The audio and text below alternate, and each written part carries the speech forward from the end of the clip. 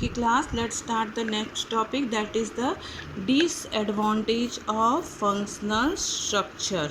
Okay, when we are having some advantage of functional structure, so we should have the disadvantage of functional structure. अगर functional structure के advantage है तो उसके disadvantage भी होंगे ही. ठीक है. Now what is the disadvantage?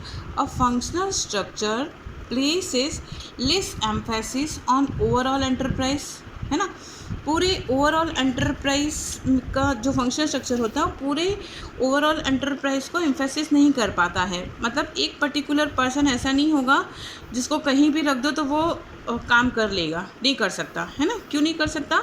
क्योंकि वो सिर्फ एक ही डिपार्टमेंट में परफेक्ट है, that is the marketing department. So that is functional structure places less emphasis ना. ये बहुत ऐसा नहीं कि कहीं भी चले जाओ तो आपका काम हो जाएगा, ये ऐसा नहीं है. मतलब जहाँ पे आपका काम होगा आपको वहीं पर्टिकुलर प्लेस पे ही पहुँचना पड़ेगा, तभी आपका काम कंप्लीट हो पाएगा.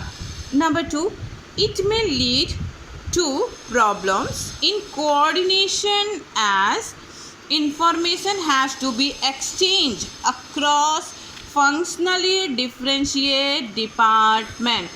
इसमें एक प्रॉब्लम आ सकती है. प्रॉब्लम ये है कि कभी कभी जैसे मार्केटिंग डिपार्टमेंट एक जगह है ना, लेकिन ये मार्केटिंग ऑफ क्लॉथ भी है, मार्केटिंग ऑफ बुक्स भी है, मार्केटिंग डिपार्टमेंट ऑफ शूज़ भी है.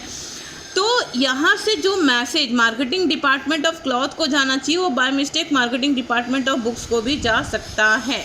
ये प्रॉब्लम हो सकता है, लीड कर सकता है problem of coordination. As information has to be exchange, information क्या हो सकता है? एक्सचेंज हो सकता है ना. क्योंकि यहाँ ये marketing department of cloth, books, shoes सबके हैं.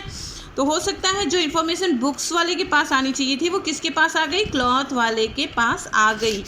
तो ये इन्फॉर्मेशन क्या हो सकता है? एक्सचेंज हो सकता है. तो ये प्रॉब्लम आ सकती है इसमें. ठीक है, डिफरेंट डिपार्टमेंट में हो जाएगा अक्रॉस फंक्शनली डिफरेंशिएटेड डिपार्टमेंट्स.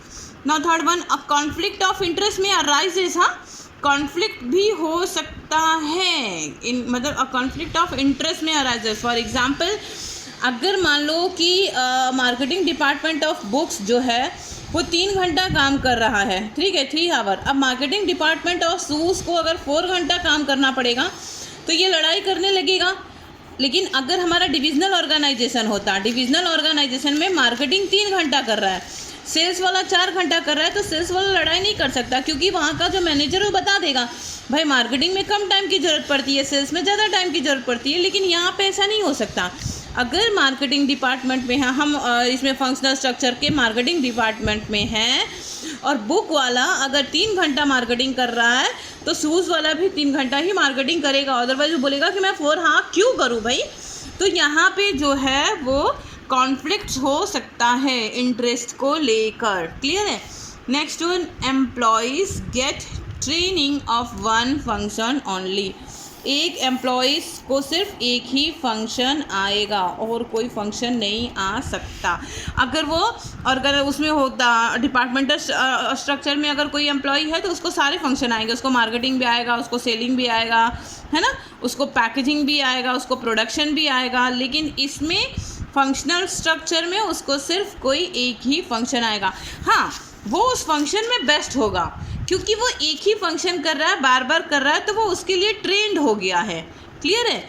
लेकिन उस एक ही उसको आता रहेगा और कोई फंक्शन वो नहीं कर पाएगा. So these are the disadvantage of functional structure.